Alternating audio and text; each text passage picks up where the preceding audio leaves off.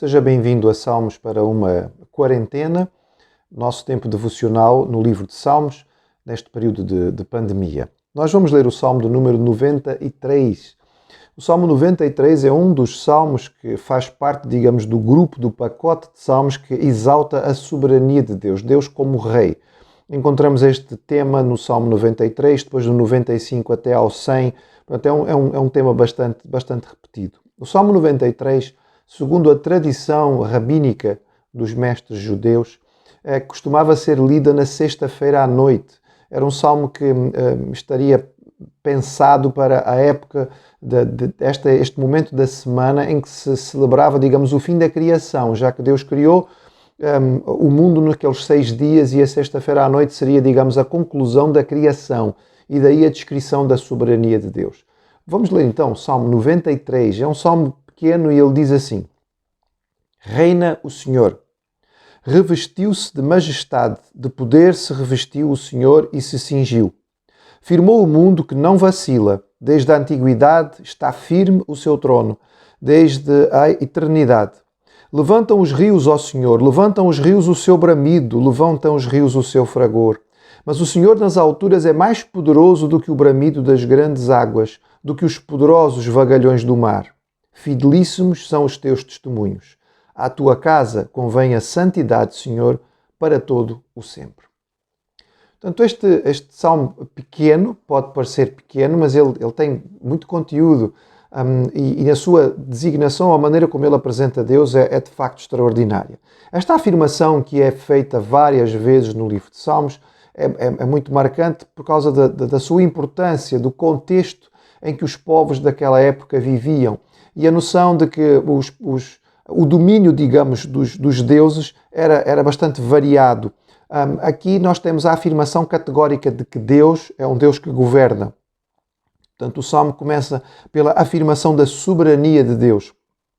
No original, a ideia de Deus reina é uma ação completa, permanente, estabelecida. Portanto, é algo que está definido e não vai mudar. Deus reina, ponto final. Ele reina e ele vai continuar a reinar. Ele já está a reinar e o seu reino vai permanecer. Portanto, é uma afirmação de reconhecimento da soberania de Deus e do seu poder, o que coloca o Senhor numa posição destacada em relação a todos os outros deuses. E esta afirmação do salmista é depois consubstanciada, ou seja, ele afirma Deus reina e depois ele dá 2 motivos. Primeiro, porque ele é um Deus criador e sustentador. Segundo, porque o seu domínio está sobre o caos ou aquilo que é considerado difícil. Portanto, nós vemos aqui que Deus cria. Ele é descrito no versículo 2 como um Deus que é um Deus que existe desde a antiguidade, desde a eternidade. Ou seja, é um Deus eterno. E este é um aspecto muito importante. Para nós pode parecer básico, não é que Deus é eterno, claro, nós sabemos que Deus é eterno, mas lembremos que as mitologias dos povos da antiguidade que rodeavam Israel, com os quais Israel convivia, sempre descreviam o começo dos deuses. Os deuses não existiram sempre, eles começaram a existir a partir de uma certa altura. Portanto, a grande, esmagadora maioria das histórias das mitologias antigas eram muito complicadas, eram muito elaboradas e delas surgiam vários seres diferentes, que muitos deles inclusive eram eliminados, eram mortos. Finalmente ficava estabelecida uma hierarquia de deuses, mas esses deuses não eram de facto eternos, nem tinham todo o poder, o seu poder era limitado em termos de ou alguma área ou aspecto da natureza, ou alguma região, um povo, mas eles não tinham domínio sobre todas as coisas. Então, o Deus de Israel é um Deus diferente, é um Deus eterno, é um Deus que não começou, é um Deus que sempre existiu. O único ser, segundo nós queremos, autoexistente, não depende de nada e que sempre existiu. E por isso o seu trono, a sua soberania não começou agora, mas está afirmada para todo o sempre. Então, primeiro descreveu Deus como soberano, depois falou sobre a eternidade de Deus e ele passa então para falar sobre o poder de Deus. Se você tem acompanhado estas meditações no livro de Salmos, a esta altura já está à vontade com esta questão e já aprendeu a ler ou a ver nos Salmos esta descrição ligada às águas. As águas, mais uma vez, o povo de Israel não era um povo marítimo, era um povo que não estava acostumado ao mar. E em todas as descrições antigas do surgimento do mundo, da criação, as águas são sempre o símbolo do elemento inimigo, do caos. Os grandes monstros marinhos são os monstros principais que de certo modo, combatiam os deuses, e os deuses tinham que subjugar os monstros marinhos para então poder estabelecer a terra. A ideia das águas, para nós pode parecer estranha. Nós vivemos em Portugal, afinal de contas, a nação que, entre aspas, dominou os mares, não é? Que fez as conquistas marítimas. Mas para os povos da antiguidade, os mares eram muito assustadores. E para o povo de Israel, a água era sempre símbolo de algo medonho, algo muito que provocava muito medo. E Deus é colocado aqui como Deus poderoso, porque Ele domina sobre todas as águas. Não há rios, não há ondas, por mais poderosas que sejam, que façam qualquer tipo de problema para Deus.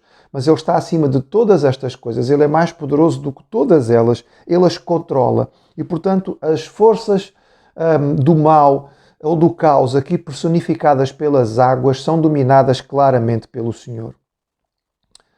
O Salmo vai concluir, falando a respeito então da lei do Senhor, dos testemunhos do Senhor, e nos mostrando que através da lei de Deus nós podemos conhecer a Deus, podemos conhecer aspectos dele, conhecer a sua fidelidade, ou seja, o seu cuidado com a sua aliança. Este é outro conceito repetido continuamente no Antigo Testamento e muito no livro de Salmos, que é a fidelidade de Deus. Ele fez um acordo e quando ele fez um acordo ele é fiel. A sua palavra não falha. Aquilo que ele acertou com o povo de Israel, desde o início com Abraão, com todos os seus descendentes, o povo de Israel, de um modo geral, é uma aliança que não vai falhar e não falha. Assim como connosco não falha a aliança que temos através de Jesus Cristo. Então, conhecer a palavra do Senhor é conhecer a sua fidelidade e saber quem Ele é, perceber aspectos da sua verdade. E a resposta do povo qual deve ser? À casa do Senhor, ao templo, mas como também ao povo de Deus, convém a santidade. Qual é a nossa resposta diante daquilo que é algo extraordinário como o nosso Deus? É um Deus que é poderoso, é um Deus que é eterno, é um Deus que é soberano, é um Deus que nos dá absoluta segurança na sua fidelidade para com o acordo que Ele tem connosco. A nossa resposta é a santidade. Santidade no sentido de sermos diferentes dos outros povos, diferentes daqueles que não conhecem a Deus. Vivermos uma vida diferenciada que pode ajudar a servir de testemunho para aqueles que ainda não estão na presença do Senhor. Nós vivemos um tempo que é um tempo difícil. A nós, de certo modo, nos escapa como é que, com tanto esforço por parte da ciência, nós continuamos a verificar este crescimento galopante desta pandemia, o número de doentes infectados, o número de mortos, e todas as cabeças, digamos assim, científicas do mundo a trabalharem, e ainda não temos uma solução, e ainda não temos uma medicação, e ainda vai demorar para termos uma vacina. Como é que é possível? Bem, pode ser que isto provoque algum caos, e tem provocado caos no mundo. O Deus que nós adoramos, segundo a sua palavra, Ele é soberano sobre o caos, e esta situação não saiu do seu controle. Ele sabe perfeitamente aquilo que está a acontecer, Ele permitiu que assim seja, por algum motivo e nós devemos buscar sabedoria para entender o que é que Deus tem para nós no meio desta situação. Sobretudo, devemos lembrar que a sua aliança não muda, Ele continua sendo fiel. O Deus que nos prometeu que estaria connosco, o Deus que prometeu que ia usar as circunstâncias para nos beneficiar, um Deus que está do nosso lado e por isso nós sabemos que somos mais fortes do que qualquer tribulação, é o Deus que continua connosco, é o Deus que continua fiel. A nossa resposta, como a resposta do povo de Deus no Antigo Testamento, deve ser a santidade, a diferenciação. Um povo que não é igual àquilo que está, ao meio aonde está, e por isso sobressai como sal na comida ou como a luz na escuridão. E que por esta diferenciação dá testemunho da sua filiação ao Deus que é um Deus eterno, que é um Deus soberano. Que o Senhor possa nos ajudar a manter a nossa confiança na sua aliança, porque Ele é fiel, na sua segurança, porque Ele é soberano, Ele é eterno e Ele é poderoso, em meio a todas as circunstâncias e nesta que estamos a viver também. Louvado seja o Senhor.